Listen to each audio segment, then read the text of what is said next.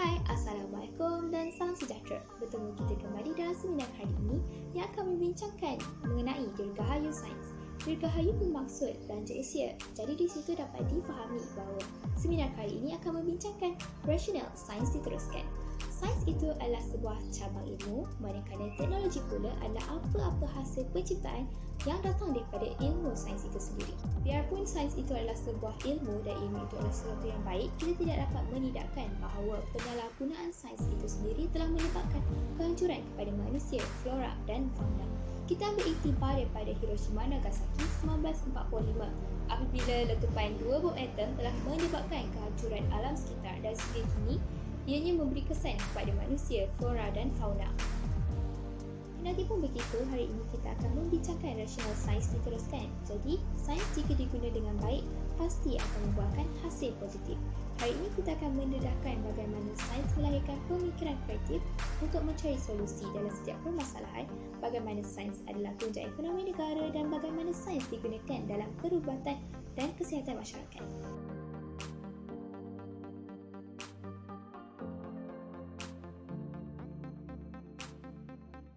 Saya akan teruskan dengan isi pertama, iaitu sains dapat melahirkan daya pemikiran kreatif dalam mencari solusi kepada sesuatu permasalahan. Maksud kreatif dalam kamus dewan ialah mempunyai kebolehan untuk mencipta, menghasilkan dan mengembangkan sesuatu idea baru dan asli yang datangnya daripada hasil pemikiran kreatif manusia itu sendiri.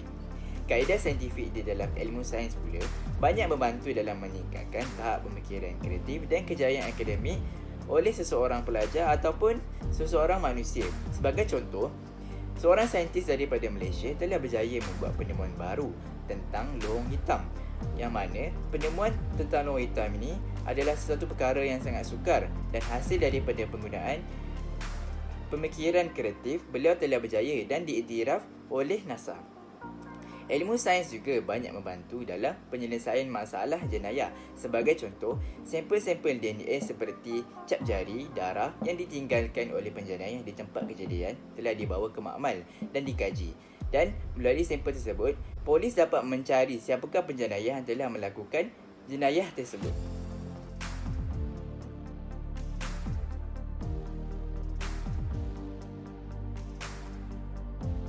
Isi yang kedua ialah sains dan teknologi menjadi tunjang kepada ekonomi negara. Bahagian penyelidikan dan pembangunan merupakan penyumbang terbesar kepada sumber ekonomi negara. Hal ini dapat dibuktikan daripada hasil pembuatan vaksin yang menjadi serampang dua mata, iaitu ia dapat merawat dan dalam masa yang sama ia dapat menjana ekonomi negara.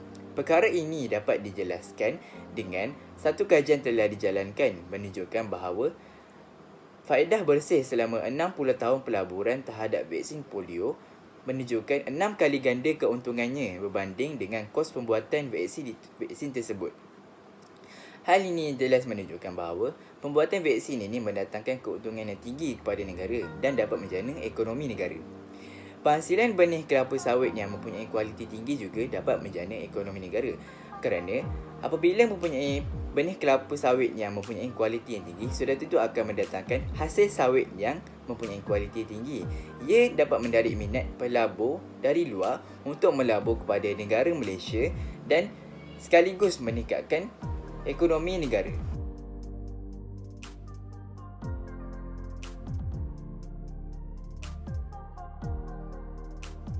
Dunia perubatan serta sains dan teknologi semestinya simbiosis yang tidak boleh dipisahkan. Jadi, terlalu banyak contoh yang boleh dibincangkan. Namun, jika dibincangkan satu persatu, pasti seminar kita tidak akan habis. Jadi, kita akan mengambil contoh mengikut isu semasa, iaitu vaksin. Kita dapat lihat bahawa 2 tahun kita hidup bersama coronavirus dan sekarang kita mula beransur-ansur untuk hidup kembali kepada norma asal disebabkan ramai masyarakat mula mengambil vaksin. Jadi di situ kita dapat lihat bahawa nilai signifikan sains dalam dunia perubatan yang mampu menyelesaikan masalah serta menyebabkan kesihatan masyarakat terjamin.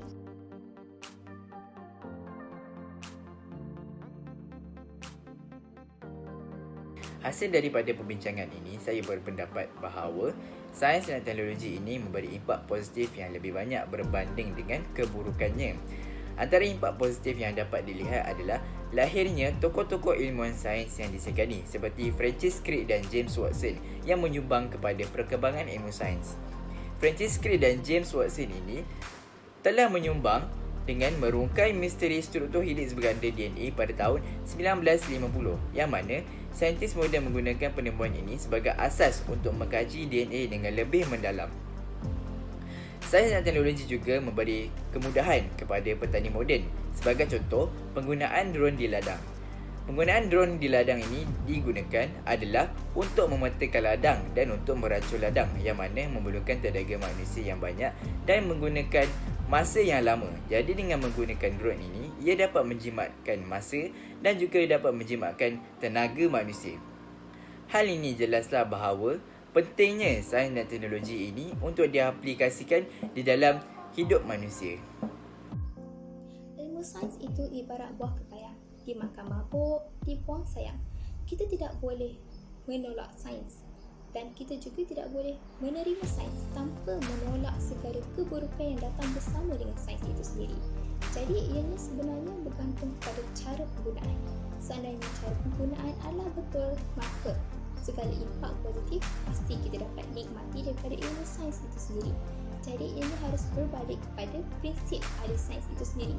Kita semua ahli sains harus menggunakan ilmu yang ada untuk kebaikan masyarakat serta alam sekitar dan bukan sebaliknya.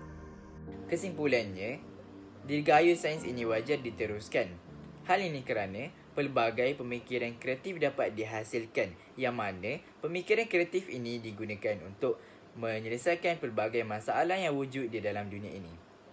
Sains juga merupakan tunjang kepada ekonomi negara. Hal ini dapat dilihat daripada penyelidikan-penyelidikan yang dijalankan tentang sesuatu penyakit dan mereka menghasilkan sesuatu antibodi atau sesuatu vaksin untuk merawat penyakit tersebut dan vaksin ini dijual kepada seluruh negara dan mendatangkan keuntungan kepada negara.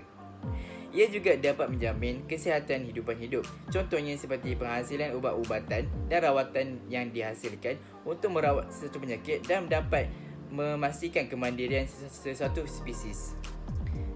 Itu sahaja daripada kami. Sekian, terima kasih.